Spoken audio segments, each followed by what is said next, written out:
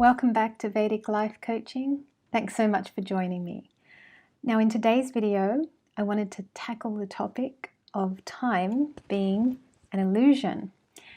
And if time is an illusion, then what's the point of astrology? These are very good questions, and I'm sure you've wondered. I know I've given this topic a lot of thought, and I've put some notes on my laptop, so I might refer to those as I go along. But this concept of time being an illusion, this is so fascinating. I think this is well known in the spiritual community. If you've ever studied the stories that have come from near-death experiences, from people like Anita Moorjani, people like, researchers into the field like Dr. Raymond Moody, and then we've got Dr. Eben Alexander, has a very amazing story to tell. Who else? Dr. Brian Weiss. There are so many people who you can study to really get a grip on this concept of time being an illusion. Anita Moorjani is a highlight for me. I remember reading her book, and in the end part of her book, I remembered highlighting lots of bits and rereading those bits again and again and again, where she really describes some of the core spiritual principles and teachings. It's a terrific book, and do take a look at that. But she talks about the fact that when she was transitioning to the other side in her near-death experience, she could experience that everything was happening now. She felt her past lives, her future lives, all concurrently running in the now. She could feel her family members, but then when she was being, dragged into the drama of the family members, she was being simultaneously pulled back. Fascinating stuff. It's really, really worth studying. And astrologically, where is this information housed? I would say this is definitely very highly Piscean, very highly 12th house kind of information here. And, where does astrology fit with all of this? If time is an illusion, what is the point of an astrology? Or getting an astrology reading, or why would you do that? It's a really, really good thing to talk about. I'll see if I can keep it under 10 minutes, but let's just go for it. I think today is a day of no rules, and let's just have fun and do whatever, and let's be philosophical about astrology. And I think that, with any profession, if your interest is to one day be really good at that profession, you will get philosophical about what it is that you do. Even in things like fashion, or people who make television documentaries, or doctors, or in every field, athletes, you will find that the ones, and even definitely with athletes, they get philosophical. Eckhart Tolle talks about the diver who's on the platform, who's just about to do their magnificent tumble dive or whatever into those deep pools, and he talks about the athlete whose need to win drains him of power. I think even coaching athletes, all of that can get quite philosophical. So in this realm of astrology, I think it's really important to spend a little bit of time on the philosophy of what it is that we do here. And I also think that coaching is a huge component of astrology. I think it's potentially an underrated part of an astrologer's life and work. I think it needs to be expanded. I think it's important to be a good coach while giving out astrological information, because you want to do so in a very sensitive manner. You don't want to tell someone, oh, your 7th house is trashed. Well, no, don't tell them that. You got to be careful with this information. Anyway, back to the philosophy, back to time being an illusion. You see, I've already gone down a tangent. I do that. Time is an illusion.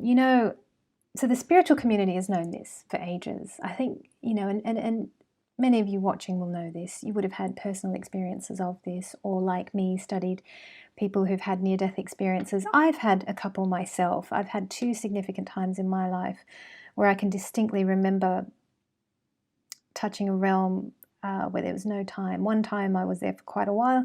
The other time I was there, I just brushed it. So I have had some experience of that myself, which is lots of fun. And it happens spontaneously very often. And you yourself might have had such an experience where you just absolutely know that time is an illusion. You know it. But you know, even science is catching up to this now. It's catching up to the knowing of this, the ancient knowing of this, and the spiritual knowing of this. A lot of us watching, we know it, but guess what? Scientists know it too now. Recently, I watched a talk by a guy called, and I've put it down here in my notes, Professor Carlo Rovelli.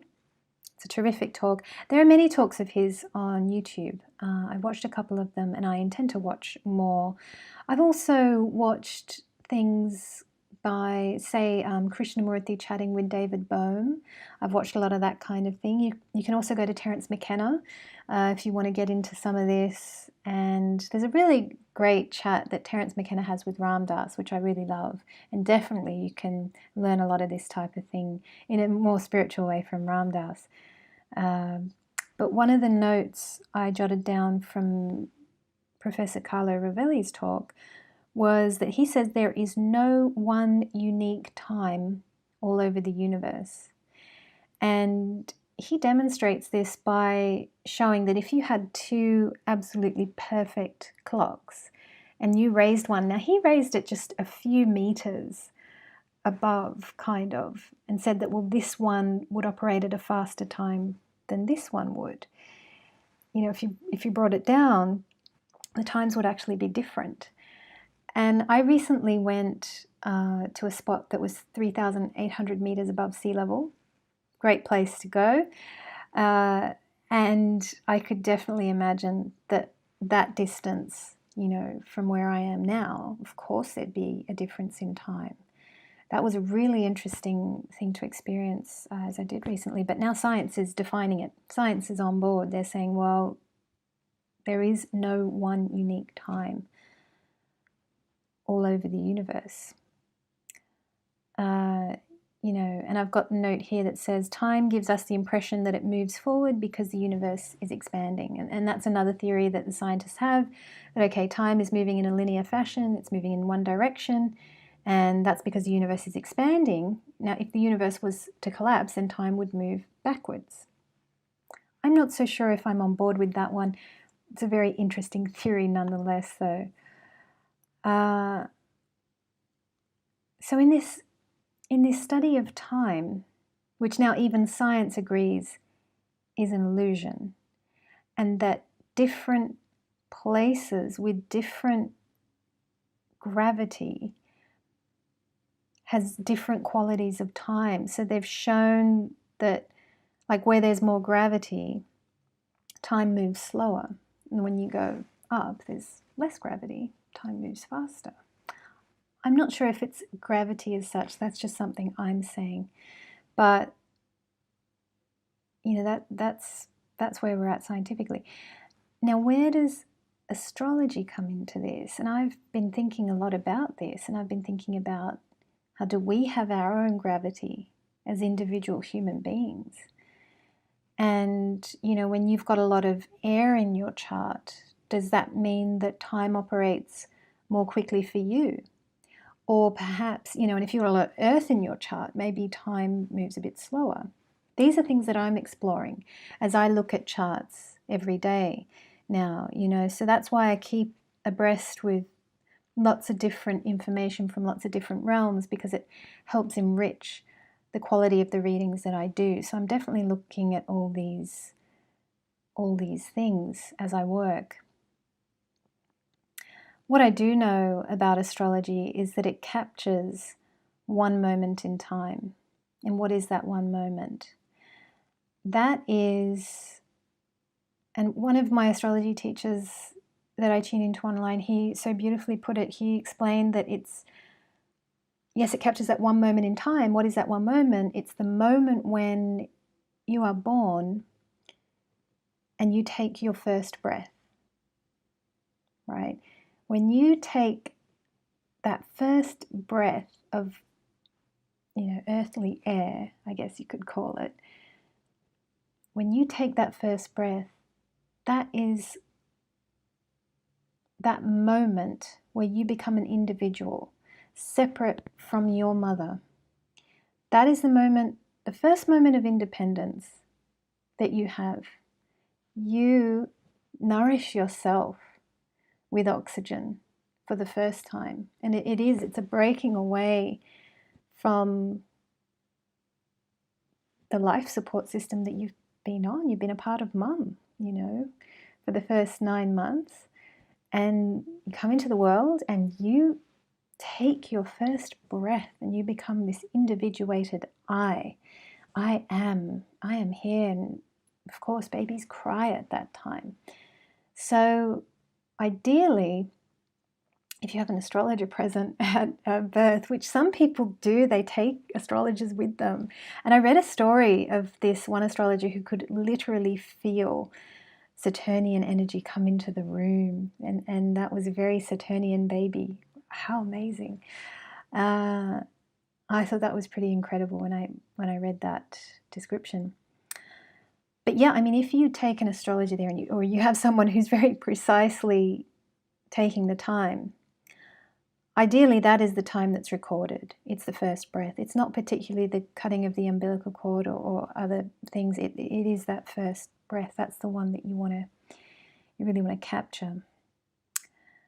And one thing that I believe about astrology capturing this one moment in time is that as you live through life, that one moment in time, so you hit the earth, that one moment in time keeps echoing throughout your life until your last breath, right? So that is you, and those echoes just keep emanating. That's very much one of the analogies that I'm working with in my head at the moment. I've got a note here saying that, your life is a repetitive echo through time. How incredible, because it's always you, even when you're hiding, even when you're covering yourself up, and that'll be some kind of Rahu Ketu issue that's doing that, right? The suppression. That will be some kind of Rahu Ketu action going on there. But even when you're not being yourself, you're still you. And you're still echoing, And if let's say it's a sound, and there's just echoes of that same sound. This is one of the things that intrigues me and fascinates me the most about human beings, is that inborn nature that we all have. And especially if you've had a sibling or two and you listen to stories by mum, and she'll tell you how different you were to the siblings.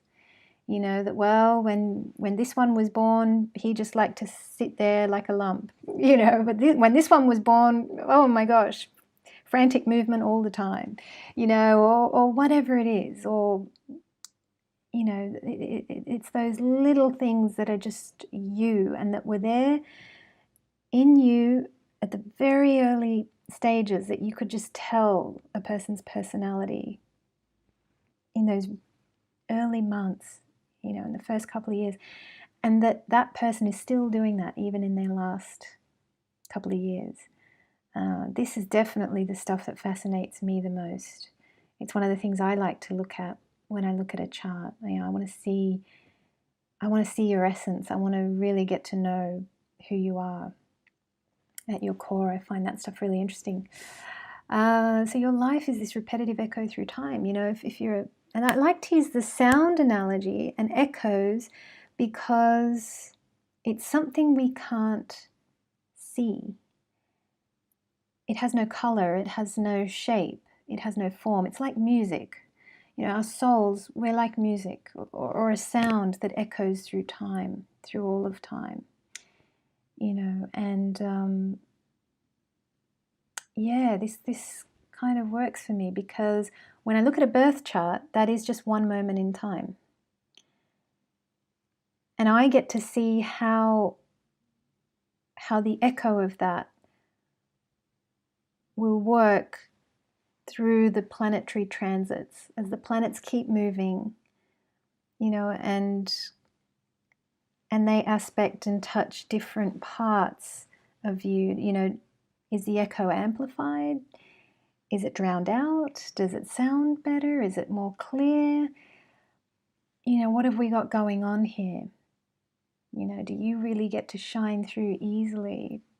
Do we get to hear the song that is you easily, or is it distorted at times, or is it delayed, or you know, all that kind of stuff? It's really fascinating. And I've got a note here that says, because the planets move in a predictable way, we can predict events in your life. And that's exactly what I mean by, you know, your stars are fixed, and then I get to see the transits as they move around and how they interact with your one set of stars. And don't forget, as a Vedic astrologer, I'm not looking at just one chart. I'm looking at your birth chart. I'm very often looking, well, okay, I'll tell you the ones I really look at. A lot of them. Sometimes I have to look at many, okay? Some people are real puzzles and I have to do a lot of work. But for some people, I can look at birth chart, D9 and D10, and I can quite easily read what's going on. Sometimes I will dip into, say, D45, D60 if it's really, really necessary. There's D4 if we're looking at property, D7 if we're looking at children. What else is there that I'll look at? I mean, I have looked at the other ones. I've definitely studied them and looked at them, but these are largely the ones that I stick to. D60 I don't go to too often. If I can not go there, I'd rather not. You know, if I don't have to, I don't have to, but I will if I have to.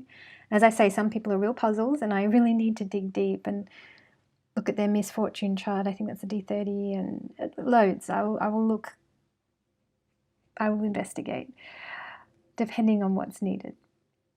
But yeah, in terms of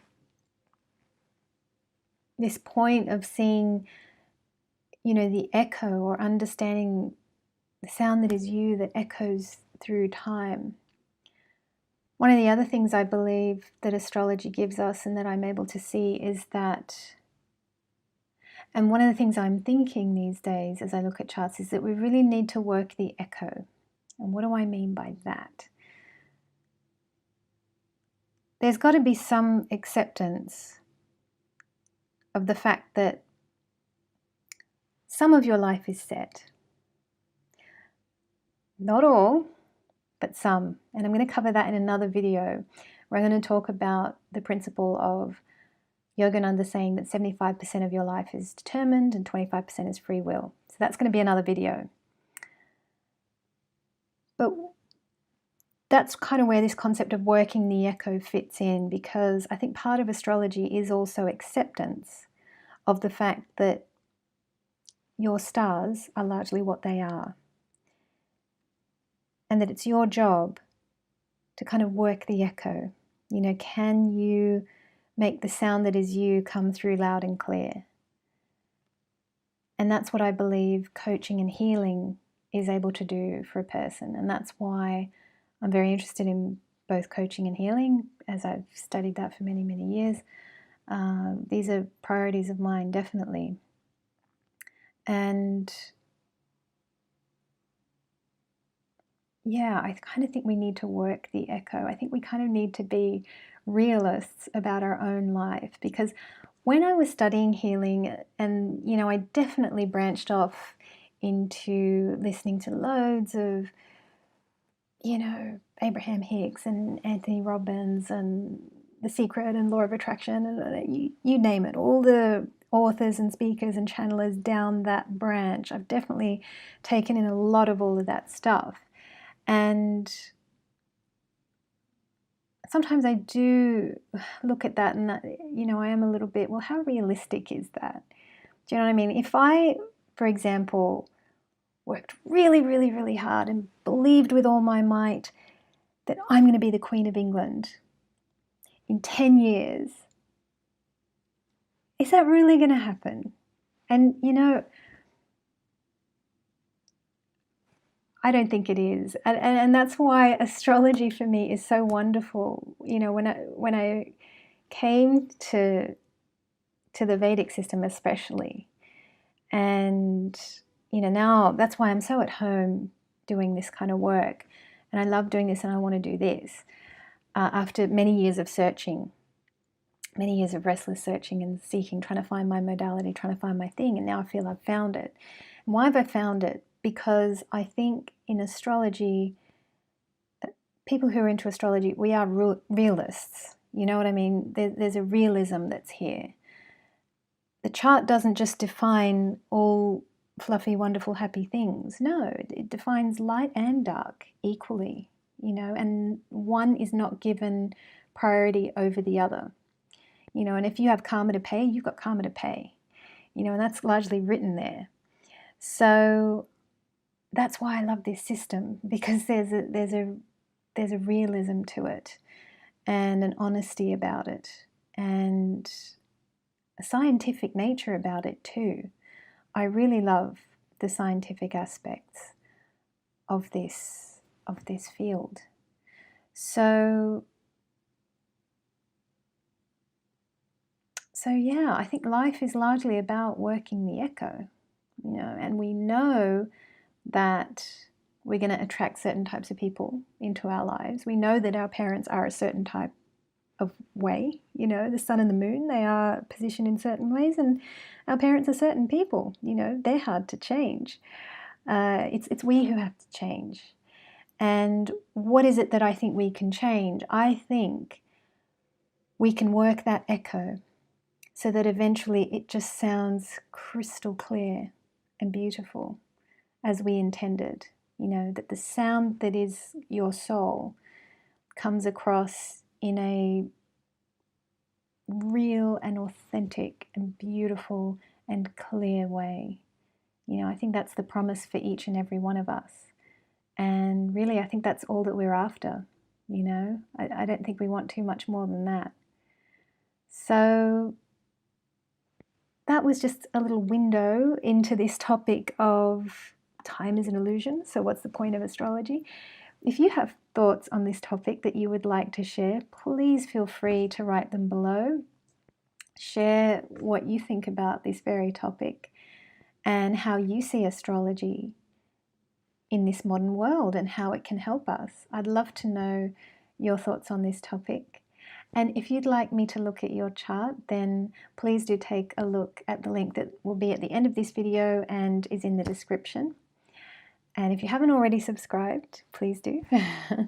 And other than that, I guess I will see you hopefully on the channel, hopefully in the next video, which will be coming out soon. So thank you so much for stopping by, and I'll see you next time.